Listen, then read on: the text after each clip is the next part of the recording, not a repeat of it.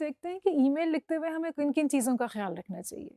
असल में ईमेल के साथ ये एक थोड़ी-सी ट्रिकी चीज़ ये है कि हम ईमेल्स दोस्तों को भी लिखते हैं, प्रोफ़ेशनली भी लिखते हैं और हर किस्म के मक़ासद के लिए लिखी जाती हैं, तो उसमें कई दफ़ा ये इम्कान होता है कि एक का स्टाइल दूसरे में भी आ सकता है, सो इट्स इम्पॉर्टेंट कि हम उससे माइंडफुल होएँ।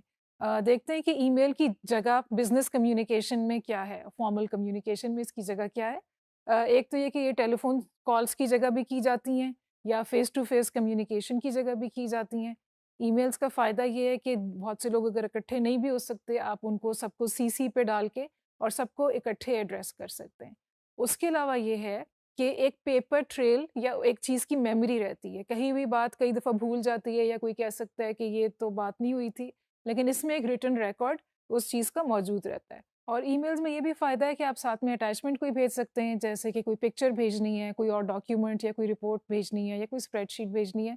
तो इन सारी रीज़न्स की वजह से ईमेल्स एक बहुत पॉपुलर और एक बहुत इम्पॉर्टेंट मीन्स ऑफ कम्युनिकेशन है बिज़नेस के लिए भी and otherwise for personal reasons also.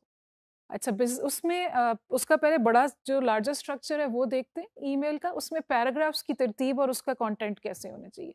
शुरू में एक इंट्रोडक्टरी पैराग्राफ में जो होगा उसमें ब्रीफली ऑब्जेक्टिव बताया जाना चाहिए। ये नहीं होना चाहिए कि लंबी सी कोई तमहीद बांध रहे हैं और इतने में इंटरेस्ट लूज़ कर जाएँ, क्योंकि आपको मालूम होगा कि हर शख्स को, जो भी प्रोफेशनल्स हैं, उनको बहुत सी ईमेल्स आ रही होती हैं और अगर आप लंबी-लंबी स्टोरी शुरू में करेंगे सो दे माइट लूज़ इंटरेस्ट। तो शुरू में ऑब्जेक्टिव की हल्की सी झलक दें, थोड़ा-सा बैकग्राउंड अगर है ब्रीफली उसको बताएँ, but not just the background, it should be with the objective. उसके बाद अगले पैराग्राफ में जैसे आप यहाँ देख सकते हैं कि आप उसको डिटेल से बताएं और उसमें बुलेट पॉइंट्स आप यूज़ कर सकते हैं। अगर इतने सारे पॉइंट्स हैं, आपको लगता है 2 से ज़्यादा अलग पॉइंट्स हैं, तो आप बुलेट पॉइंट्स यूज़ करें। कोशिश हमेशा करें कि अगर अलग-अलग चीज़ें हैं तो उनको अलग-अलग पैराग्राफ्स में करें, क्योंकि एक पैराग्राफ में फिर इंसान का ध्यान नहीं रहता, वो स्किम रीडिंग फिर वो कर रहा होता है उसकी। उसमें अगर कोई कीवर्ड्स हैं या कोई मेन चीज़ें हैं, उसको आप हाइलाइट कर सकते हैं, बोल्ड कर सकते हैं या हेडिंग की सूरत में देख सकते हैं, अगर ऐसी कोई ख़ास चीज़ है जिस पे आपने तवज्जो दिलानी है, या पूरे पैराग्राफ के अंदर आप 2 वर्ड्स हाइलाइट कर दें ताकि पढ़ने वाले को ये आइडिया हो जाए कि किस बारे में, एक नज़र लगा के ही आइडिया हो जाए ये। So you want to make it easy for the audience और for the recipient to be able to understand कि इसमें है क्या और हो क्या रहा है इसमें। उसके बाद क्लोजिंग पैरा जो है वो हो सकता है एक लाइन ही हो, उसमें आप अपनी एक्सपेक्टेशंस बता सकते हैं। आप जिस मकसद से लिख रहे हैं, आप ये बता सकते हैं, I look forward to hearing from you, I look forward to getting this information from you. जो भी कोई चीज़ आप रिस्पॉन्स उनसे चाह रहे हैं, जिसको ये लोग कॉल टू एक्शन कहते हैं। तो कॉल टू एक्शन कोई आप उसको करके कि आपको अगले से क्या तवक्को है इन रिस्पॉन्स टू दिस, वो आप करें। और अगर ज़रूरत है तो समराइज़ कर लें अगर इफ़ नीडेड, और शुक्रिया करें। बेशक फॉर्मल या इनफॉर्मल ईमेल हो, बेशक आप को लगे कि ओ हम किसी अमेरिकन को लिख रहे हैं और इनके कल्चर में तो इनफॉर्मेलिटी है, लेकिन थैंक यू और प्लीज़ वगैरह पे फिर भी आपको ज़ोर रखना पड़ेगा। इतनी फॉर्मेलिटी और पोलाइटनेस ज़रूरी है। तो इनफॉर्मल होने का वैसे भी ये मतलब नहीं है कि इंसान पोलाइट ना हो। अच्छा, सीक्वेंस भी उसमें इम्पॉर्टेंट है, क्योंकि जब हम बात करते हैं तो उसमें कई दफ़ा हम एक बात करते-करते दूसरे टॉपिक पे चले जाते हैं, फिर पहले पे वापस आते हैं, या पहले की कोई चीज़ मिस हो गई होती है वो दूसरे के साथ मिक्स करके करते हैं।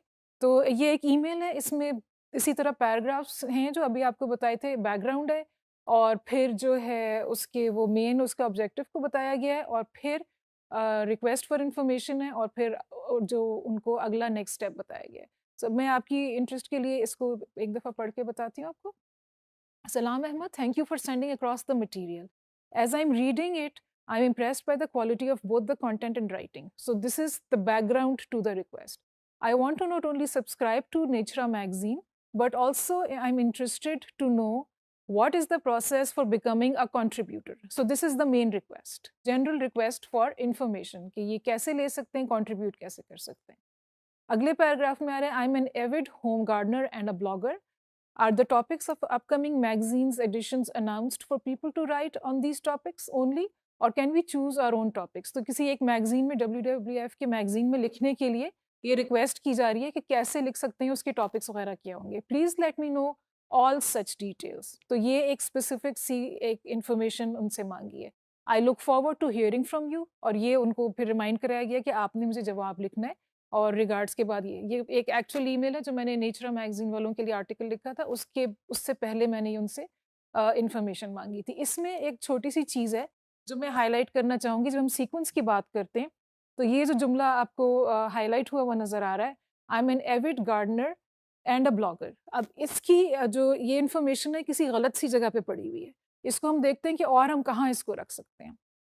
अब देखें, इसमें इसको हमने इस पैराग्राफ के शुरू में डाला है, I am an avid home gardener and a blogger और and I want to not only subscribe to the magazine, यानी कि उसमें जस्टिफाई किया है कि मैं सब्सक्राइब भी करना चाहती हूँ, मैं लिखना चाहती हूँ क्योंकि मैं गार्डनिंग में इंटरेस्टेड हूँ और क्योंकि मैं ब्लॉगर हूँ, तो मेरे पास ये 2 स्किल्स हैं, इसलिए मैं लिखना चाहती हूँ। सो इस this should go with the second paragraph. तो जैसे अभी हम बात कर रहे थे कि जब हम बात करते हैं तो चीज़ें गड़मड़ करके करते हैं, लेकिन लिखने में हमें इसीलिए ईमेल्स को दोबारा से पढ़ के देख लेना चाहिए कि हम एक जगह का थॉट दूसरी जगह पे प्लग इन ना कर रहे हो, क्योंकि पढ़ने वाले को उसमें फ्लो फिर ख़राब होता है। और कुछ ये पॉइंटर्स हैं कि ईमेल्स लिखी जाएँ तो उसमें क्या करना चाहिए। Every word should have a purpose. खामखा में उसको लंबा करना नहीं चाहिए। कई दफ़ा हम सोचते हैं कि इसको और एक्सप्लेन करें वगैरह, लेकिन ये कि जितना रिक्वायर्ड है उतना ही करें और दूसरे का टाइम वो उसको वेस्ट ना करें लंबी बात करके, क्योंकि लंबी ईमेल अगर आप करेंगे तो द चांसेस आर कि people will not read them entirely. उस पे वो नज़र लगाएंगे और हो सकता है आपकी कोई की चीज़ उसमें से वो मिस कर जाएँ। दोबारा पढ़ें उसको, देखें कोई चीज़ अगर आपने रिपीट कर ली है या बार-बार आ रही है, गलत जगह पे आ रही है, तो उसको एडिट कर लें। और अगर आपको एम्फसाइज़ करने के लिए कोई चीज़ कहनी ही है, तो वो दानिस्ता तौर पे होना चाहिए कि ये this is the reason and that's why I am staying it again. जैसे हमने पहले भी कहा कि ईमेल के आखिर में उसको दोबारा आप एम्फसाइज़ भी कर सकते हैं। लेकिन it should be for a reason, it shouldn't be because you were careless या आपने वैसे ही लिख दिया बेध्यानी में। और ये उसको दोबारा से पढ़ के देखें कि सेम बात को आप कम अल्फाज में कैसे कर सकते हैं। उसके कुछ नमूने के जुमले हैं हमारे पास। ये कुछ सेंटेंसेस हैं, we currently have vacant rooms, और ये अगली स्लाइड पे हम आपको बताते हैं कि इनको कैसे उन्होंने कौन से वर्ड जिसमें फालतू के हैं। अगर आप we currently have vacant rooms में से करंटली निकाल भी दें तो जुमले के मानी पे कोई फ़र्क नहीं पड़ता। So you can say we have vacant rooms, इसका यही मतलब है कि हमारे पास अभी वेकेंट रूम्स हैं। इसी तरह अगले सेंटेंस में है get to the point as quickly as possible. अब इसमें अगर एज क्विकली एज पॉसिबल को आप हटा भी दें तो वो बात सेम ही रहती है। Basically we need your support, इसमें से अगर आप बेसिकली को हटा दें तो जुमले का मतलब कोई चेंज नहीं होता। We need your support says it as clearly and as emphatically as the other sentence.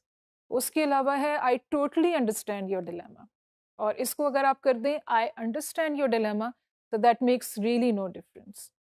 अच्छा, एक और ये सेंटेंस है, we are working on the agenda which will be ready by the 15th।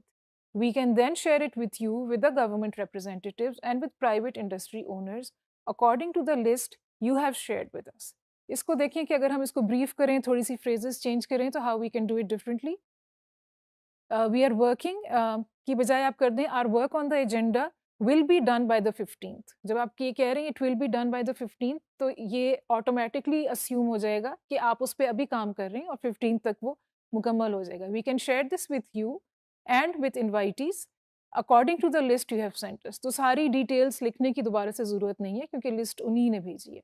और ये जुमले जो हैं हमने जिस वेबसाइट से निकाले हैं उसका हवाला भी नीचे दिया गया है, आप उसमें जाके उसमें एक्सरसाइजेस भी देख सकते हैं और उसमें अपने लिए प्रैक्टिस भी देख सकते हैं कि how sentences can be made more concise and crisp. इसके अलावा ये भी एक सैम्पल ईमेल है, आप इसको देख सकते हैं। इसमें ब्रीफली बात की गई है और इंफॉर्मेशन जो मांगी गई थी वो दी गई है। तो this is how an email should be written.